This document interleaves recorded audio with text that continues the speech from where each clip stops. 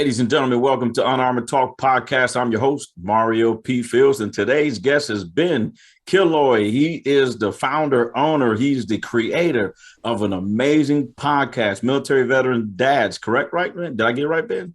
You did. I did. And I was actually a guest on it, 1912? Because you've been running that thing since, 100 years now? It feels like sometime in podcast years because it's like raising a child every week. So I probably have over 100 kids out there. And it's like, oh man, another week. We got to get another episode out there. An amazing podcast too, by the way, ladies and gentlemen. Check it out when you can and always leave Ben that rating review. But, and also Ben is a Marine Corps veteran, right? He's a United States Marine. He's always a Marine, but he's a hoorah, Semper Fi. Yeah, he is. Yeah, hell yeah. I can see it. I can feel it through the screen. But, so, hey, Ben, tell the listeners and viewers a little bit about yourself, man. So I'm a Marine, husband, father to three, rewired as a stay-at-home dad over the last year and a half during Corona. And my story of coming home to myself, and as a Marine, there's kind of this weird dichotomy that I don't think is fully explained, and you have to fully feel it on the inside. And I'm pretty sure you had to go through this as well. But there's a moment in the Marine Corps where they teach you to be a Marine. And it almost seems very easy to be a Marine in the context of the way the Marine Corps wants you to be. But then there's this whole other feeling. What does it actually mean to be a Marine on the inside and on the outside of serving? Because that's a way of being. That's a way of like swagger. That's the way you walk down. That's the way you wake up every day. That's like how your thinking is, what your intentions are, your integrity. Like that being. It took almost 15 years after leaving the Marine Corps to actually figure out what it meant to be a Marine. But man, was that a long journey. And it was one of like the seeds were planted, but I had no idea how to water that. I know that like that being a Marine, we were just talking about your ability to smile. Right. That was probably a component where it's like, okay, I can't just be a Marine in the context the Corps wants me to. I actually have to bring it from the inside out. And that's when you kind of stepped into your, hoorah, good to go. And jumped down people's throats and just being that fire and passion that allowed you to lead the enlisted under you as a sergeant major. Yeah, no, you're accurate with that thought, my friend. Is there were some times I was like, ain't much smiling going on here, but let's talk about that. You know, you kind of mentioned in your intro, it took you about roughly 15 years to kind of realize some things, and I want to say from our earlier discussions that you were about 30 years old when something happened. So let's talk about that. You're 30 years old. You reflect back on your life. Then what happened? I essentially came to one big conclusion, and it was a very deep, sad conclusion that had a lot of balloons and a pity party, and everyone that showed up was there to support my pity party in my head. And it was this idea that when I leave this earth and go back to dust, no one's going to care that I was here. And that feeling of insignificance, knowing that what I do here isn't doing anything that's worth remembering, was this kind of feeling like this is not the path that I meant to go on. Wow. So that is interesting. So you take a pause from life, you look back at everything you have done in the 30 years of living that you can remember, and you came to the conclusion you haven't done anything that would outlive you. No significance in your mind. In my mind, I mean, I had my daughter at the time. My first daughter was 2. I had a family, but outside that core element, it was just like, why does all this crap matter? Like, what is this deeper meaning that I wake up for every day? Because what is sold to you on the way out of the Marine Corps, it's sold to you in the American life, is the American dream of car payments, debt, start a family, a career. But that ended up being the American hell, not the American dream. And I had to really wake up and realize what was going on here, that was like, there's just got to be a different path, and I just made a wrong turn somewhere. So Ben, when you had this realization that you're not happy, right? You're not happy at where you are in life. What emotions did you start to experience during this revelation? I remember one specific kind of like internal feeling of not being enough. And I remember looking at my daughter when she was laying in her crib one night. She was about 2 years old, remember. And I was just like looking into her eyes and being like, how the hell can I lead you into your life if I can't lead myself through mine? And it was this insignificant feeling of incapable, because in my Marine Corps career, that was a word I often felt that I was incapable of being a good Marine. I couldn't run, I couldn't shoot, I couldn't do pull-ups. I was good educational wise. I graduated top of my class into my MOS class. But Right. all the other areas the Marine Corps measured me on, being a good Marine in boot camp, I remember trying to be unseen in boot camp, trying to hide versus being seen, which is almost like running, but in a weird coward way, but not one that I was willing to acknowledge. So it was kind of this soup mess of feelings of like staying in the shadows, wondering why my life sucks when it's in the shadows, and not realizing you've got to go out there and live on your own terms and figure out who you are and make your own mark. And it was that kind of like hidden feeling that like, I can't take you where you need to go if I'm standing in the shadows, unwilling to be who I need to be. Right. Yeah. And the way you talked about, I like the way how you mentioned too, how can I lead my daughter if I can't even lead myself? And I think that's important that you mentioned something like that, because I think that can resonate in any profession, in any industry. Is how can I lead my team? How can I lead my family? How can I be the CEO if I can't even get out of bed in the morning? Yeah, so now you get to this point. Now you have some accurate thinking, right? You're choosing to think through your emotions of, feeling incompetent or whatever, insignificant. So any other emotions or anything else you experience, depression, knowing that sets in, some other things that you had to deal with before you start to make this turn? I would say I had to accept responsibility for my feelings. So because the way that I was almost like validating early on from high school, I would look for others to kind of like meet me where I need to be and like me enough so that I can be accepted. I would always externally say, it's your fault that I'm not where I'm supposed to go. And so that showed up at work of like, it's my manager's fault that I'm not getting promoted. So if anything, it wasn't accepting responsibility for the feelings of, oh, your career is not where you need to be. That's your own fault. You don't know someone to get a better job. Yep, that's your own fault too. And just having that extreme accountability and ownership of the feelings that if I was stuck, if I wanted something different, if I wanted to be doing something different, if I didn't like the road I was on, I was outsourcing my hope for the future to others. And that looks good on paper because it's not your fault when life goes wrong. But there's no hope in the future when it's everybody else's fault that you're not getting what you want. And I had to rewire that and accept responsibility for my own hope, stop outsourcing it. And that hope is another feeling. Like when you feel hopeless, like that's another thing, because everybody else's responsibility. I'm like, why aren't you making me feel hopeful that I have a bright future? Well, it's not their responsibility to make me happy. It's my responsibility to make me happy. And man, if that's not like this word of like being responsible for your own happiness, growing up to your maturity level to accept responsibility to that. We all know people today, no matter how old they are, that still are pretty much like a child on the inside, that have yet to grow up and accept responsibility for how their life has happened and where they need to go. And that feeling of hopelessness, like not being happy just in the general of like day to day, almost being in a zombie mode because I was off, because I was afraid to live, because I didn't want to be seen. I didn't know who I was to even turn on. There was this whole like internal identity crisis, and it kind of all led to a head around 2014, why I also was going on the GI Bill program and eventually had to drop out because I failed 2 classes and I was like, I need a break. Something's not working. But according to the TAPS course, when you get out of the Marine Corps, everything is supposed to get better when you get that piece of paper. Literally, unicorns and rainbows show up when you graduate with a bachelor's degree. It was gone. Like, what do I do now? The grass just literally dried up in front of me on the other side of that fence. I have no idea where I'm supposed to jump to or even go towards. And it led to this 6-month kind of drifting in 2014 where I went to a real simple class on leadership to be a supervisor at work.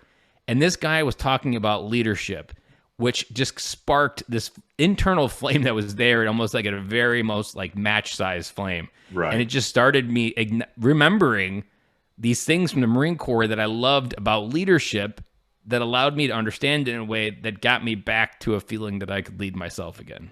Yeah. Wow. And did you during this phase, did you ever have a family member or a friend or friends, tell you about your behavior and some of the things you were doing when when you were in a phase of you weren't holding yourself accountable? Anybody ever go, hey, Ben, there's some things about you I'm seeing you might want to change? There were a few managers, and one of my managers at work was a former or a Marine veteran. So he also kind of like spoke it, but then he also was like, he helped me give me the crumbs to kind of like look towards like reading a self-help book. He introduced me to Audible back in the day when I was like, wow, there's this whole thing from Amazon that is amazing. You can listen to audiobooks on the way to work. Like, he kind of set me up on the road to where I needed to go, but he didn't always give me the hard advice maybe that I really needed back then, or the slap in the face. And often I would say, looking back, I would say I closed myself off to probably even hear it. So I don't really have a memory of hearing it, almost probably even if it was said. Wow. Because it's that disconnection from self, I think. That if you don't really know who you are, what people give you as feedback sometimes just bounces off and goes into oblivion, because you can't actually hear it to actually feel it. And if you're not feeling other things, you're more likely not going to feel some advice that's really hard even. And it's just going to be, yep, that's more that guy's fault. It's more his fault why something's not working out. He's just not understanding me. He's not getting me. I'm normal. They're just not getting me. That was a common thought I would have.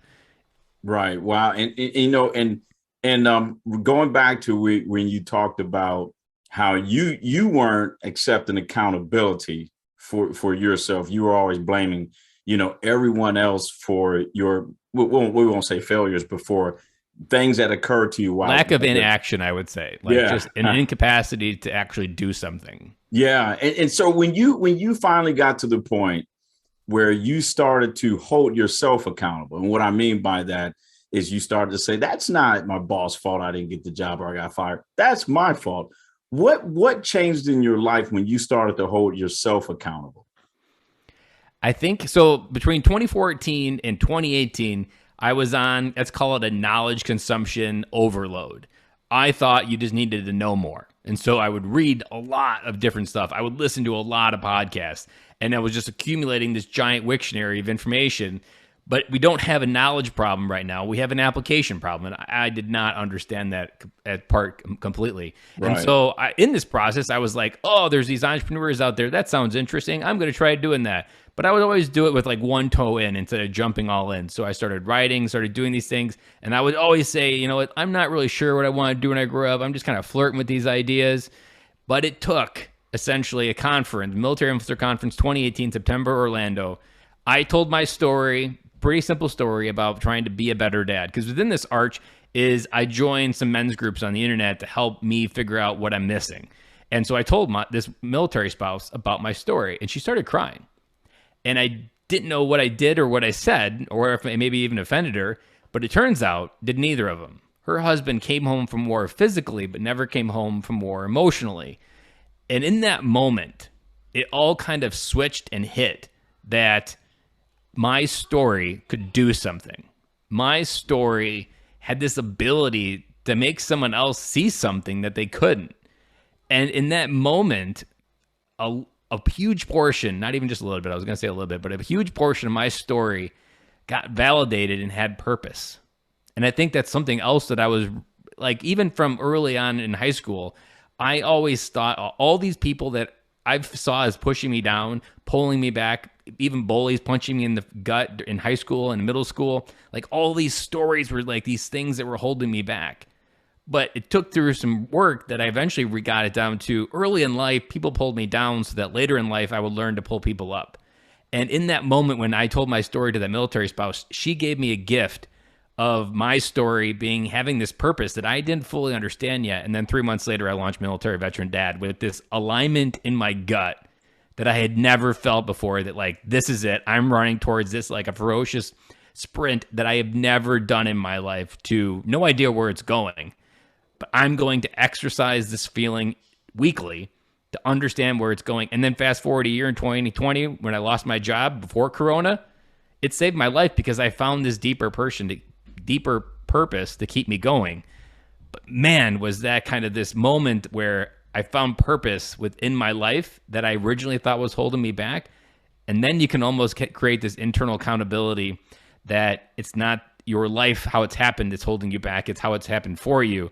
And how do you lean into that and accept responsibility for where it can take you? That is amazing. Here you are feeling inconsistent at 30 years old.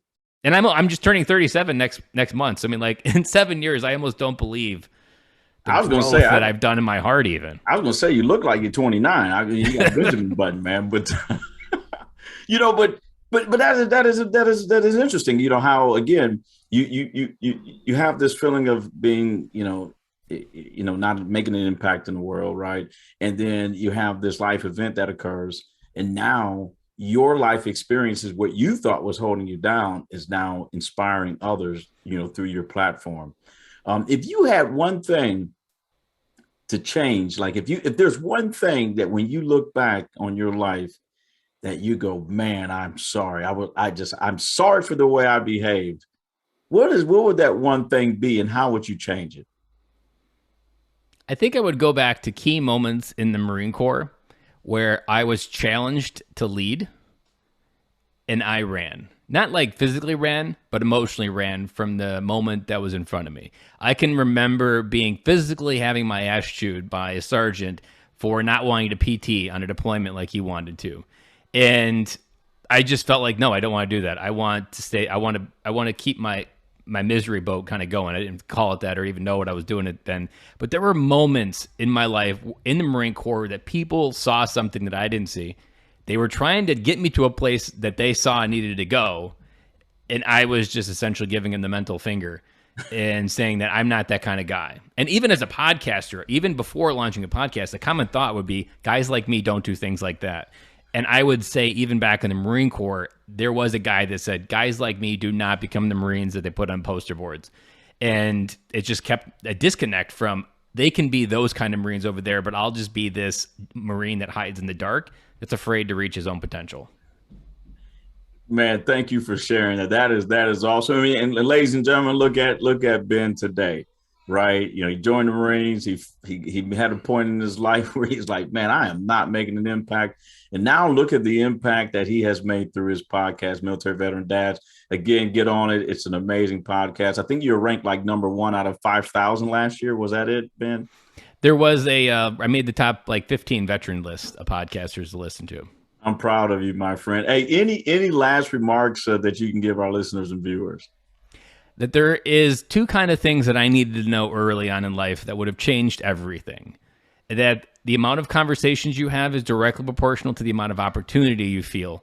And that hello is the most powerful word in the human language. And the hellos that I wasn't engaging with would have been the mirrors to see some of the BS that I wasn't able to see. And the really one that allowed me to understand how this stuff wasn't holding back comes from the Bible in Proverbs 14:4. And I'll give the loose translation first. And it takes a lot of shit to make good soil, but great soil bears great fruit. And within the Bible, it's broken down into where there is oxen, there is life. And where there's no oxen, there is no life, which means that you have to choose life in order to be messy. And when you choose life and get messy, that's when your purpose comes to fruition. And if you look at anybody who's at the top, who is anybody who has a platform or their voice or their message, it all came from their mess. And they learned how to work it in the soil. Had I learned Proverbs 14:4 15 years ago, I would have started working in that shit of my life into the soil faster and realizing like there's something here and I needed to go towards it faster. Nice. And how can people find you? The podcast is at militaryveterandad.com. All the links to listen on podcast platforms are there. We're on Apple, Spotify, Amazon, and pretty much all the podcast players you can imagine. Ladies and gentlemen, you heard it. Be accountable for your actions. It's okay to have feelings and emotions. You just got to accept which ones you're having, and you can turn your life around, right, through your own experience that you may have thought were bad, but actually they inspire others if you just tell the story and create a platform for others, just like Ben. Appreciate you, Ben, for coming on the show, man. Simplify, brother. I appreciate it as well, and I'm really looking forward to continuing our friendship even more in the future. Absolutely, my friend. Well, ladies and gentlemen, until next time, we'll see you later.